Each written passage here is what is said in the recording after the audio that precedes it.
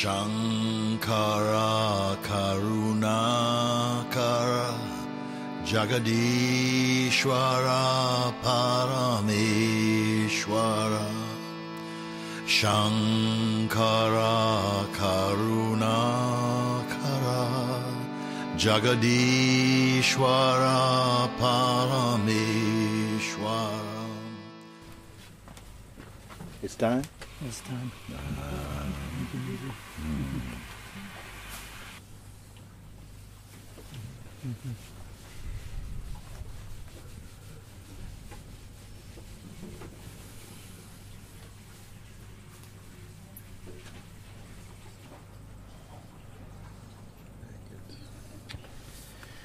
Enjoy, enjoy, enjoy. Enjoy, enjoy, enjoy.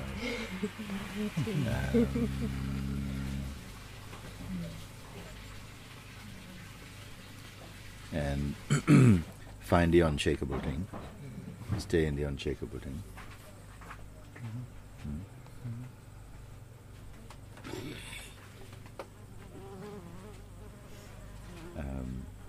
It's the most important thing. To keep, acknowledge, to recognize. Go to the space, don't think it. Go and be in the space. And get your eyes accustomed to looking from that space, looking out from that space. Until efforts are not needed anymore.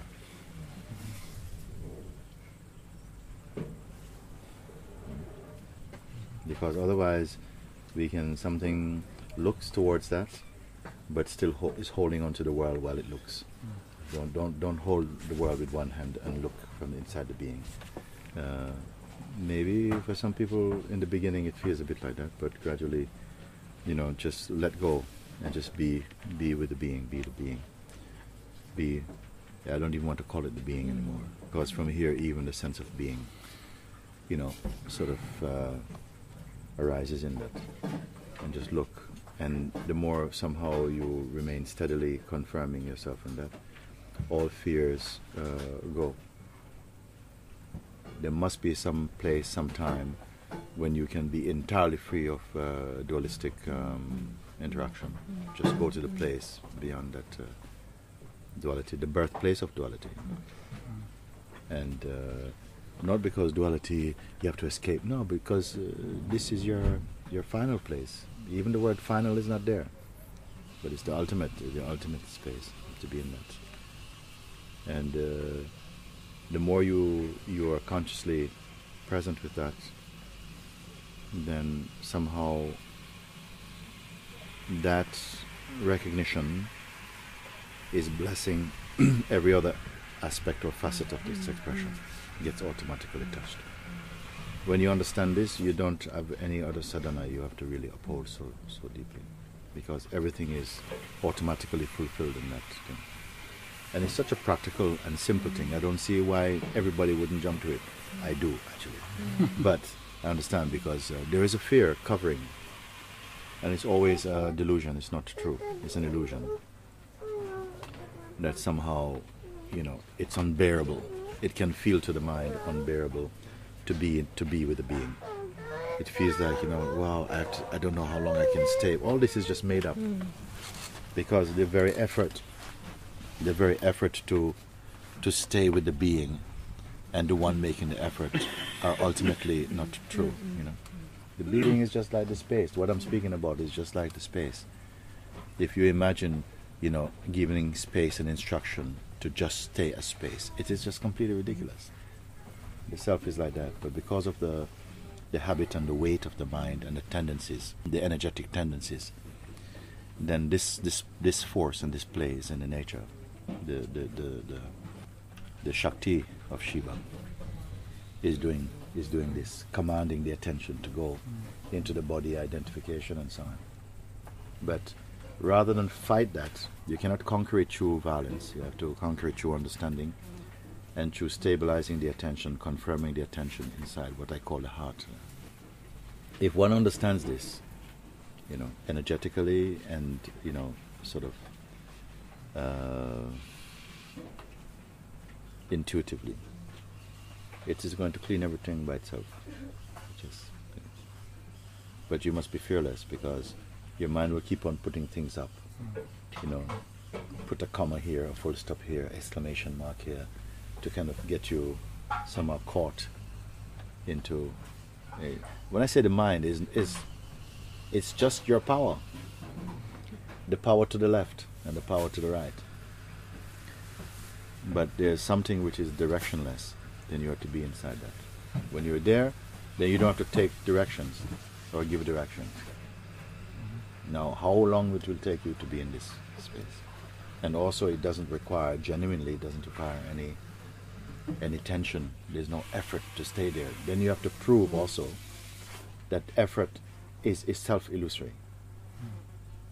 Do you follow what I'm saying? That you will come, that even the effort itself, although it's felt to be authentic and real and necessary, ultimately you must prove that it itself is a delusion. I really hope that somehow we take this type of direct pointing seriously. Don't mix it up with other sadhanas. It's not necessary, or otherwise you cannot dilute your power. You cannot dilute what I'm speaking, but you can dilute its effect in you, because you don't have the trust or something. I don't see why there should not be trust anyway. Only a little portion of trust is needed to do it, because I'm not sharing with you a belief system or something. I'm pointing you to something. You say, I want to be there. I say, okay, let's take a look. And then you will see. I ask you, what direction is the self? And then I want to hear what you say. What direction will you go to be in the self? What direction? And the best word you can tell me is to go in. And I'll tell you ultimately even that is not true. From the location and the position of the personhood, then I'll say, okay, go in. You have to reverse the glove, or go back the way that you came, whichever way you want to put it. But when you're there, tell me what direction you have to take. You see, like this. How can something that is so... A riddle is only a riddle until you understand it. When you understand things, you say, but it's no riddle about it, it's just clear. Like when you look in the mirror, you don't see a riddle. But there's something else that's functioning, and it's our investment in the Shakti of Shiva. Our investment in the Shakti. You understand when I speak like that, the Shakti of Shiva? In the dynamic manifestation, an investment in that can be there on some superficial level, you know, in the traffic of existence. You can say like this, but it should not be a kind of principle or felt to be something deep. Of course, you're going to have preferences for something or another thing, but it should not be so important that it creates a distortion in your clear seeing. Anything you can have, and nothing to be afraid of. I want this thing. Oh, I really love salt too much. It's really ruining my... I'm saying this because my blood pressure is very high this morning. You know, does it affect what I am? Not at all. You see? But if I feel, oh my God, it's like I cannot even do my sadhana properly, then you're going too far. You see? So don't use anything in the material world as an excuse for blocking your... Am I making you late for your train? It's 20... you don't have a train, do you? Okay. And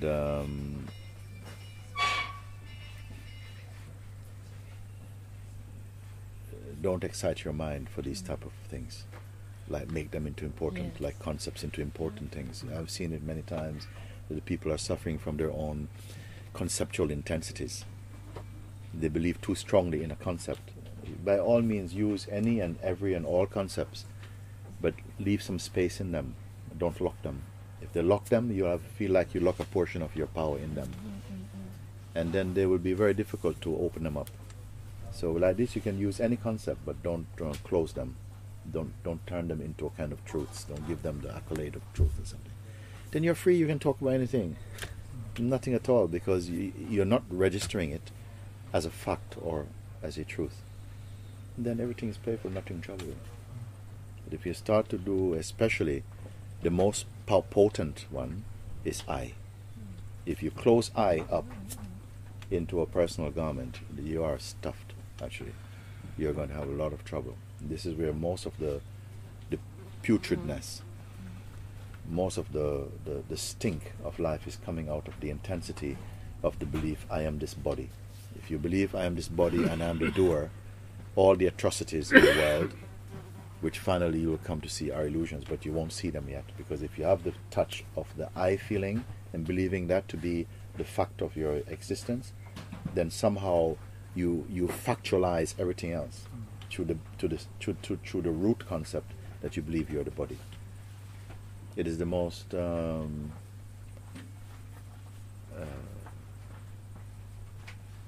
it is the placebo of the being. This feeling, I am the body. Because you take this pill, you believe, and then your life becomes based on the belief, I'm the body. Almost all the beings, when they get up in the morning, before you move out, you're already moving, you take the name of your body. You believe, I am a person. So the whole world becomes full of persons for you. These are fundamental things I'm pointing to. If you clarify in your mind, that's why they say you do a meditation early in the morning. For those who need to do it. Get up early before the sun. Sit and clarify your position as the being. If you want to have a way of starting your day, it's the best way. Get up, clarify, confirm yourself as the witness of all the functioning of the senses and the mind and thought and everything. Find yourself as the core of them, the nucleus of them, the generator of their substance comes from you. If you can clarify this, then your day will not trouble you. But if you wake up, you go to bed as a person, you wake up as a person, then the whole of your day is filled with personhood. Do you know how much of a weight that is? It's a tremendous weight. Because when people speak with you, you listen like a person. When you speak only as a person. And yet you have the whole universe of being behind you. Like it was said, like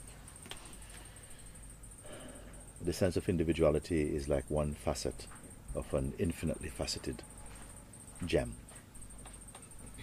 It appears like it is a world unto itself, but every facet has the total gem behind it. Something. Then you must understand that the facet, which is the sense of personhood or individuality or autonomy, as the total being behind it. When you understand that, then the functioning or the belief in just being a person functioning autonomously, that will completely subside into the greater seeing. All the things I'm telling you, they don't take long time. They will take time somehow because our minds work as time. And so it will take time to stabilize in that understanding, to make it your own. But from the very first step, you see, it is growing it's amassing, it's expanding in power. Then these things become natural and fundamental knowledge inside your being. So you don't have to be carrying them. They're just somehow the energy of that understanding is with you all the time. And you don't have to make any effort to try and convey that to anybody, because it just oozes out of your presence. That's the difference between what you think and what you know. Even no, I don't want to say no, because I cannot even say that ultimately you are knowing something. You are the potential of knowingness. Not that you're knowing something like a crystallized information. It's just somehow something, a mystery has been resolved in you. That where you were thinking that there's you and life and all these things and decisions to make and all of that collapses into a deep harmony that is present. And in that sort of dissolution, you can say, everything that is needed arises more spontaneously. I'm not saying that you're just walking around picking cherries, because there'll always be a little tension in the life, but nothing will overwhelm you. It will not drive you into some nut house or into some some desperate state, except maybe superficially, initially. Initially, you are shockable for a moment, but then quickly, like water, if I take this water, I'm here, I shake it like this, look, it will shake for a bit. But I leave it and it will come still by itself. That's the nature of the water. And like this also, the consciousness is like this. At a certain point, you will see that maybe something happens, but quickly it stabilizes, because that is its natural state now. Whereas in the mind of the person, that will be shaking for a long time, because they've not established the mind inside the heart. So when that naturally stop, but it is perpetuating also through memory, will carry it on. Fears are still carrying on. So the thing actually has stopped, you see, in its manifestation, but it continues to manifest through memory and through the psyche of the person, because they live in fear. Such is the nature of the egoic identity, like that. I don't know if I've told you too many things. It's all the same thing for me, just different. You can keep turning it around and look at it in a different way, but it's all the same thing. And the best part of it is not just seeing the thing, which is fine, seeing the thing, but never leaving the seer of it. If it's the final words you have to go, I'll say, yeah, look, somehow you'll find that you can look at everything like this, but finally you must know that it is a thing, and that everything depends upon the seer of it. And what happens is we get so engrossed in the thing that you forget the seer of it. You see? And all religions are built around the thing and what the thing and how to get through the thing and on the other side of the thing and so on. But the seer of the thing, nobody. The seer has no religion. The seer is pure. But the Dharma happens in the seeing. But the seer, everyone's lost sight of. The whole world becomes a book of what is being seen. But the seer has no book. You see? So the saying that you want to taste the honey, you don't want to be the honey. Again, it is like that. We love the taste of experiencing. We want to experience even the painful, everything. And that's a part. Something generates this attraction. The Shakti of the self is creating this taste and keeping the taste buds of the being alive. It's always want to go to taste something. But at the same time, you must recognize that which is beyond taste. You see? Otherwise, you'll always be addicted, and that tongue is never satisfied. The taster of the manifest world is never satisfied. It's always be going. Then when you see that the taster is not you, absolutely. It is you relatively, but the relative is always transient. If you know this, and you know that absolutely, the seeing has no time, the seer has no time. But the seen is in time. Who knows this thing? That which is seen is in time and is time itself. But the seer is timeless. When the seer has no investment in what is seen, then the seeing is merely casual. It's simply happening casually. When the seeing is hot, meaning that what I'm seeing matters, and then the seer comes into a phenomenon and becomes phenomenal also. If you don't understand this, you should ask any time for listening to these things again, because we record them and listen to them until you get it, because it is all here, what I'm saying. It is all here. I'm not going to put you chapter 2 and chapter 3 in next book. I can tell you everything I'm saying. Almost in every sentence there's a completeness about it, because it's pointing to that thing all the time. We miss it because we keep the story going, because we're afraid to end this book. But this book is it is okay, because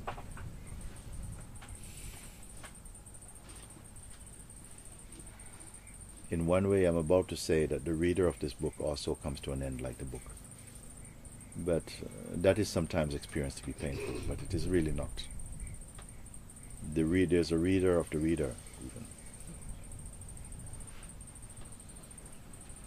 It is your ultimate place. It's distanceless. It doesn't live anywhere. It's not hiding. It's not trapped. It's not eclipsed, actually. But that's only from its own perspective. It doesn't know this. From the perspective of identity, which always functions in separation and duality, it will feel like your goal is obscured by something. but in reality it is not. But I have to speak both, because as yet we are so immersed in the belief in the duality that we cannot as yet assimilate the profundity of the unicity of the non-dual truth. And if I can find simpler words, I can say that even now for me, no matter what I speak or where I go, my words cannot leave me. They cannot exist independent of me, the root of them. And yet I don't own them, nor do I contain them. I don't file them, because everything is arising out of what I am. I want you to be able to say and see the same thing, not out of imitation, but out of your own understanding. It is the most natural thing. It is the most natural thing. And yet it is found that is the most difficult thing. And the reason why it's difficult, because you want to understand it through the personal mind. The personal mind itself is phenomenal. And as long as you continue to identify yourself phenomenally, you will miss it. You'll miss it. You cannot see it. It's like trying to look at the back of your head directly. You cannot see it. You see.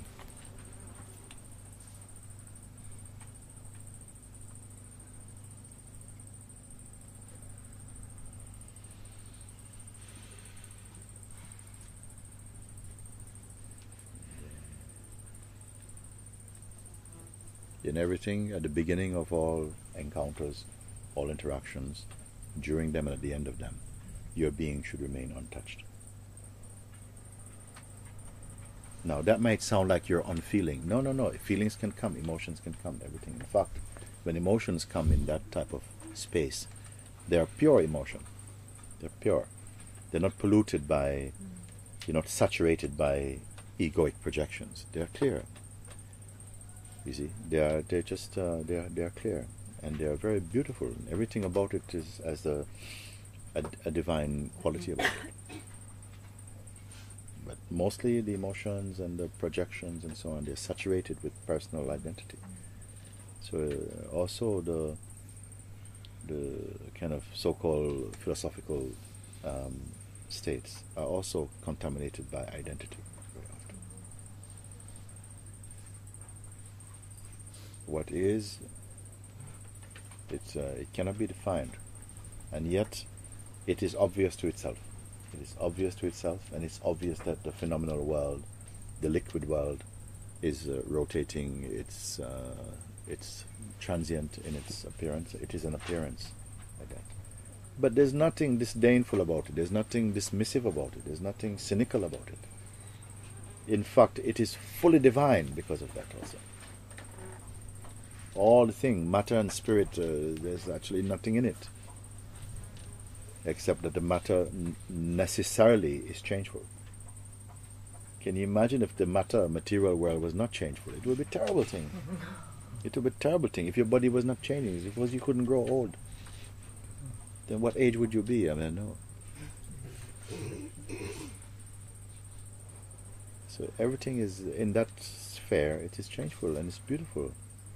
We must learn to appreciate the changeful for its truthfulness, in that it is under the law of time and change, and it changes. Where the pain comes is that we are identifying ourselves as this also. Then as soon as the consciousness touches the body, which is time, because that aspect of our self is time, and then it becomes time. And then when it becomes time, fear comes, because there will be the end of time.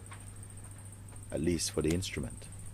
And then we will feel that, okay, everything that arose in the instrumental life, it will come to an end. And then this fear, trauma inside the being. So while this instrumental life is there, you must also find the non-instrumental truth. Enjoy both. Bottom line, you will be empty. Empty means empty of intention, empty of projection, of construction. You can construct, but not out of need, not out of desperateness. Construct because it is practical right now to construct. Sometimes practical to construct.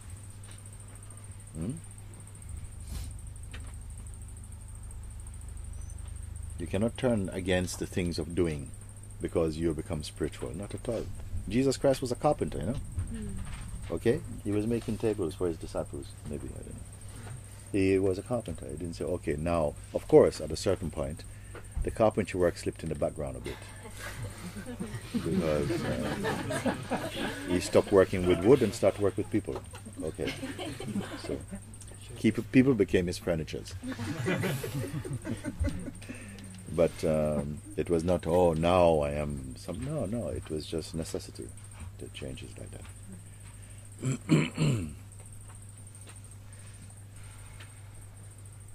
See, I have the impression everything I tell you should be release immense joy inside you.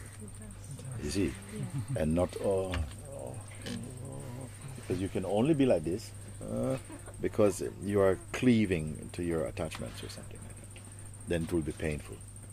But if you listen with your, like, standing under a waterfall or something. Yes. And everything is so. You're taking away all my pains, all my aches, all the aches and pains, conceptual aches and pains. Thank you. Huh? Like this? Yeah. And then when you're nice and floppy, I say, okay, back to work, huh? Chop, chop.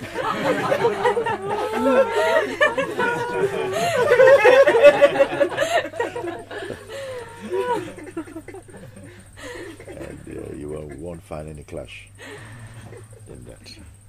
Because I actually wrote that to my mother a few days ago. It's like being under a waterfall. It's like looking at pictures of trees my whole life in books, and then being under the tree, and being in the tree. You know, it's like that. And if you don't fix any concept, at all, if you don't fix them, you can travel anywhere in this universe. And you're a friend. You understand? Don't set up a business across the road from the other one. No. Just don't make divisions, even of religions and so on. Don't have any opinion about anything. And you are a friend anywhere you go. It's okay. It's not necessary to be enemy. Even if you disagree, you don't have to be enemy. Isn't it? Even if you disagree, there's a freedom also to see things differently and to try where you can, and as you're inspired to settle differences and to come to higher understanding. But if it's not possible, leave with no bitterness. Because everything that's manifest in the world comes out of your consciousness. Every aspect. We can go in any direction, actually. It cannot exist without consciousness. And if you don't cement any concept, you'll find that it's okay, I can let this go. And this is why, actually, the sages, they were not opposed to things. They understood the mind of men, that we will go into little tight zones and defend your own encampments and so on. But they see that as just the play of Maya. And that somehow the greater consciousness makes use of even that in its functioning and its display as duality and relativity. It has to be there.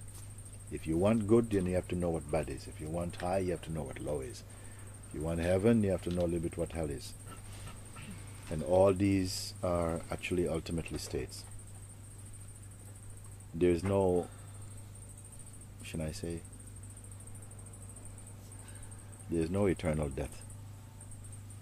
There is no eternal hell. There is a hell. And there's also no eternal heaven, actually.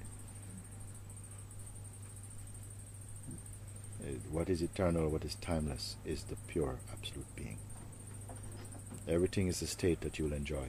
You've been to heaven many times. And to take birth again to finish what's left of the story. And while we're in the form, heaven is substituted with the dream, with the deep sleep. You have a bit of heaven when you're deep sleep also, to rest our wearisome being from the burden of experiencing too much. Experiencing should not burden anyone. It only burdens you if you're carrying identity. Then it becomes very burdensome. If not, then it doesn't leave any experiences and doesn't have to have any calories in it. It can be very, very clear, very light, beautiful. When I say that heaven is also a state, I can say your life can be a heavenly life, where you are realizing also the high peaks even in the waking state. You can reach heavenly states in the waking state and hellish states in the waking state also. But that no state is the ultimate destination of all beings. How long? I don't know. Time also is illusory, actually.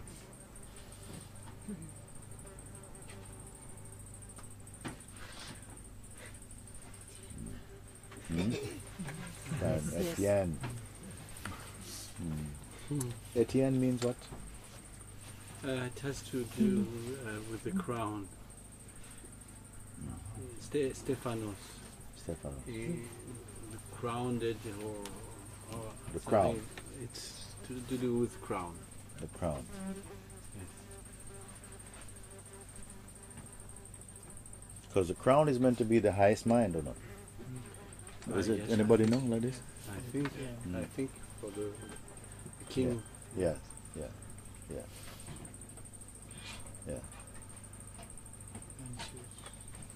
Something is higher than the king. Yes. Higher than that. Higher than that. But there's no time to tell that one. I remember.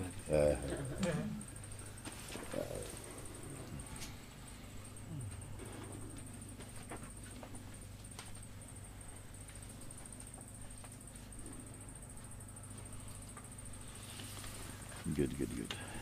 Yeah, very good.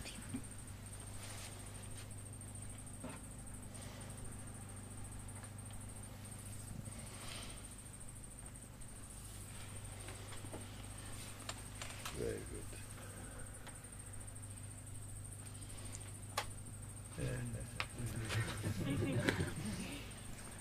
Thank you.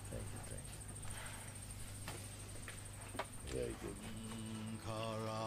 Karuna Kara Jagadishwara Paramishwara Shankara Karuna Kara Jagadishwara Paramishwara Shankara Karuna Kara Jagadishwara